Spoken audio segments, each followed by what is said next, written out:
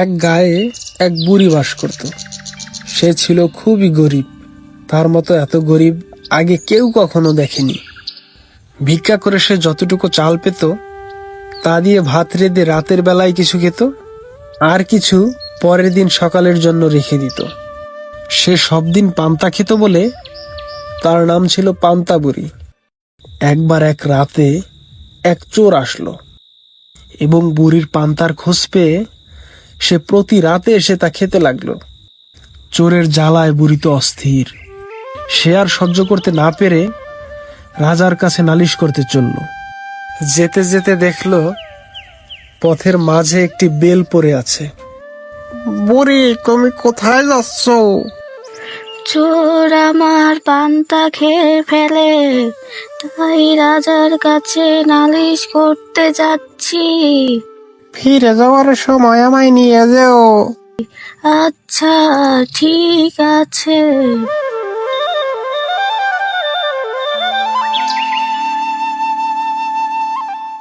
বুড়ি আরো কিছু দূর গিয়ে দেখলো একটি শিং মাছ। বুড়ি, তুমি কোথায় যাচ্ছ?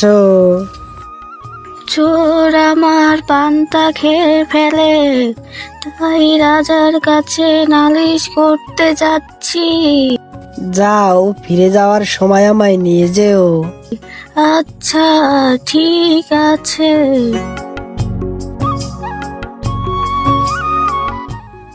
এরপর বুড়ি আরো কিছু দূর গিয়ে দেখলো একটি সুচ পড়ে আছে। বুড়ি, ও বুড়ি, তুমি কোথায় যাচ্ছ?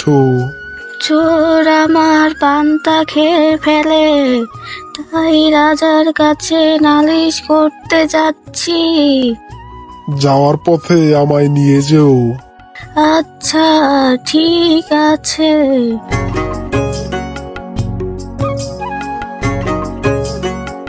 এরপরে আরো কিছু দূর গিয়ে দেখলো একখানা ছুরি পড়ে আছে। ছুরি জিজ্ঞাসা করলো, বুড়ি, ও বুড়ি, কোথায় যাচ্ছ?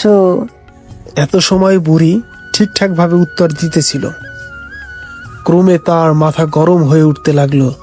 ছুরির কথায় উত্তরে বুড়ি বিরক্ত হয়ে বলল, যেথায় খুশি সেথায় যাই, তাতে তোর কি? আহা, রাগ করো কেন? একটা কথা শোনো, যাওয়ার সময় আমাকে সাথে করে নিয়ে যেও। আচ্ছা আচ্ছা, ঠিক আছে, সে তখন হবে।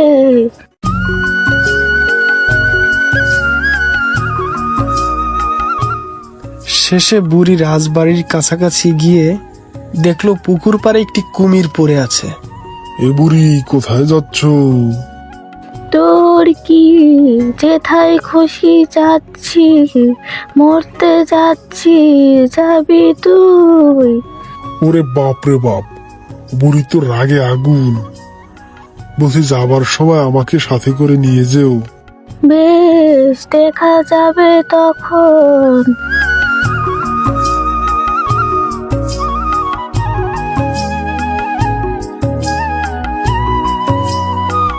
এই যে বুড়ি, তুমি কোথায় যাচ্ছ?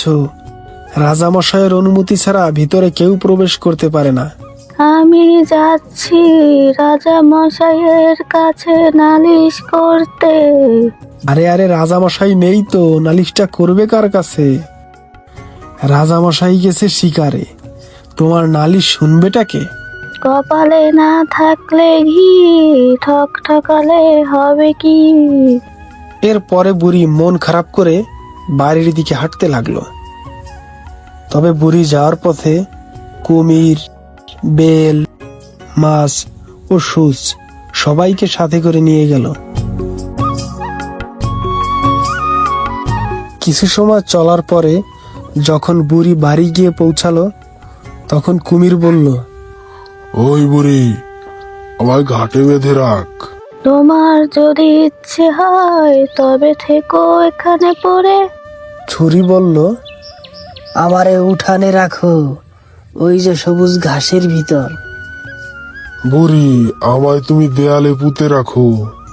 এবার আমাকেও ঝোলা থেকে বের করো, আমাকে তোমার চুলার ভিতরে রাখো।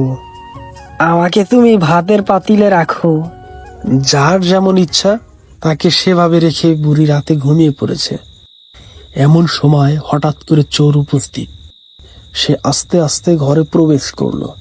সে যেই অমনি পান্তার হাড়িতে হাত দিয়েছে তখনই, ওরে মারে, ওরে বাবা রে, হাড়িতেও আবার কি! বাবা, কাটা ফুটে হাত একেবারে ফুটো করে দিল রে। ওরে বাবা, মরে গেলুম রে, মরে গেলুম। হাতটা ব্যথায় টনটন করছে। যাই যাই, আগুনে হাতটা একটু তাতিয়ে নেই। এসো না বাছা, এসো। এমন তাতাবো আর কোনোদিন কিছু হাতাতে পারবে না, হ্যাঁ বলে দিলাম। ওরে বাবা রে বাবা, এ কি সর্বনাশ! কি ফাটলো রে! না না, আজ মনে হয় এখানে আর সুবিধা করতে পারবো না। এবার এখান থেকে মানে কেটে পড়ি। ওরে বাবা, চোখেও তো অত ভালো দেখতে পাচ্ছি না। ওরে বাবা রে, আমার কোমর গেল রে গেল। ওরে, উঠতেই তো পারতেছি না। আহা, বেচারার শাস্তির আর শেষ নেই। দেয়াল ধরে যেই উঠতে যাবে তখন সুচ হাতে লেগে ফুটো হয়ে রক্ত বের হলো। ওরে বাবা রে, মরে গেলাম রে, মরে গেলাম। আমার হাত তো ফুটো হয়ে গেল যে।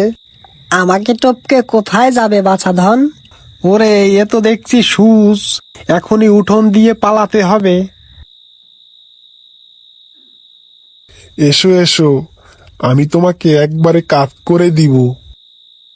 ওরে মাগো, ওরে বাবা গো, গেলাম গো গেলাম। পা কেটে একেবারে হা হয়ে গেছে। ওরে বাঁচাও বাঁচাও! না, এখানে থাকলে চলবে না। ঘাটে গিয়ে পাটা ধুয়ে কেটে পড়ি। তবে চোরের আর বাড়ি ফেরা হলো না। বেচারা যখন ঘাটে নেমে হাত পা ধোবে, অমনি কুমিরের মুখে, বুড়ি, ও বুড়ি, চোর ধরছি বুড়ি, ও বুড়ি, চোর ধরছি। কুমিরের চিৎকার সে কি ভয়ানক! এরপর বুড়ি উঠে লোক নিয়ে চোরকে ধরে রাজার দরবারে নিয়ে যায় এবং রাজা চোরকে তার উপযুক্ত শাস্তি দেয়।